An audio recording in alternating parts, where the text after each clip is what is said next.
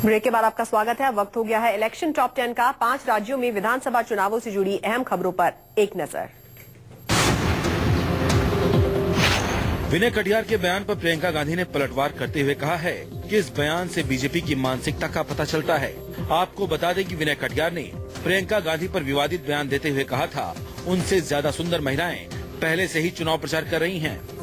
नहीं, बहुत बड़ा रोल क्या है, वो कांग्रेसी तो कह रहे हैं कि सुंदर चेहरा है, इसको ले आओ तो उससे वोट मिल जाएगा देख करके, लेकिन वो भूल जाते हैं अब तो सब राजनीतिक पार्टियों में सुंदर चेहरे हैं। समाजवादी पार्टी के प्रचार वाहन पर प्रियंका गांधी की तस्वीर लगाई गई है। खास बात यह है कि डिम्पल यादव और प्रियंका गांधी तस्वीर में एक साथ दिखाई दे रही हैं। दोनों नेताओं की तस्वीर 2 प्रचार गाड़ियों पर लगी है। कल कांग्रेस ने स्टार प्रचारकों की लिस्ट जारी की थी, जिसमें प्रियंका गांधी का भी नाम है। यूपी के गोरखपुर में कांग्रेस कार्यकर्ताओं ने एक पोस्टर जारी किया है। पोस्टर में अखिलेश और राहुल को करण और अर्जुन के रूप में दिखाया गया है। पोस्टर में डिम्पल, प्रियंका और मुलायम सोनिया की भी तस्वीर है। पोस्टर पर कार्यकर्ताओं ने लिखा है, मेरे करण अर्जुन बीजेपी बीएसपी को हराएंगे। समाजवादी पार्टी में कौमी एकता दल के विलय की कोशिशें नाकाम होने के बाद कयास लगाए जा रहे थे कि मुख्तार अंसारी इस बार निर्दलीय चुनाव लड़ सकते हैं, लेकिन सूत्रों के मुताबिक मुख्तार अंसारी मऊ सदर से बसपा के टिकट पर चुनाव लड़ेंगे। सूत्रों का दावा है कि मुख्तार अंसारी को टिकट बसपा प्रत्याशी मनोज राय का टिकट कटने के बाद मिला है। बीजेपी की तीसरी लिस्ट आने के बाद से अपना दल की नेता और केंद्रीय मंत्री अनुप्रिया पटेल नाराज हो गई हैं। अनुप्रिया इस बात से नाराज हैं कि वाराणसी और मिर्जापुर की जिन सीट पर अपना दल से बंटवारे को लेकर चर्चा चल रही थी, उन सीट पर बीजेपी ने अपनी तीसरी सूची में उम्मीदवारों के नामों की घोषणा कर दी है।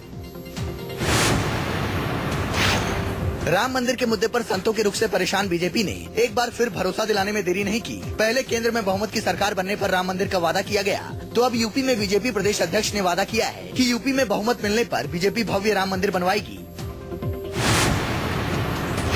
यूपी के कायमगंज से बीजेपी की टिकट की दावेदार सुरभि ने बीजेपी से टिकट न मिलने पर बीजेपी छोड़ एसपी ज्वाइन कर लिया है और उनको एसपी की तरफ से कायमगंज से प्रत्याशी भी बना दिया गया है। सुरभि ने बीजेपी के दिग्गजों पर आरोप लगाया कि 5 साल से उनको तैयारी करने को कहा और जब वक्त आया तो टिकट ही नहीं दिया।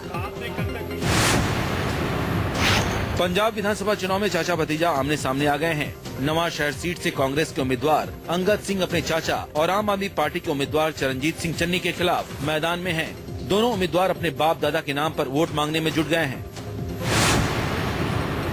बागपत में चुनाव को शांतिपूर्ण तरीके से संपन्न करने के लिए पुलिस प्रशासन ने पूरे इलाके की किलाबंदी कर दी है। जमीन से भी निगरानी की जा रही है और आसमान से ड्रोन निगरानी के लिए तैनात कर दिए गए हैं। जमीन में पुलिस और आसमान में ड्रोन, यानी कुल मिलाकर अपराध करने वाले या चुनाव को प्रभावित करने वाले किसी कीमत पर अब बख्शे नहीं जाएंगे।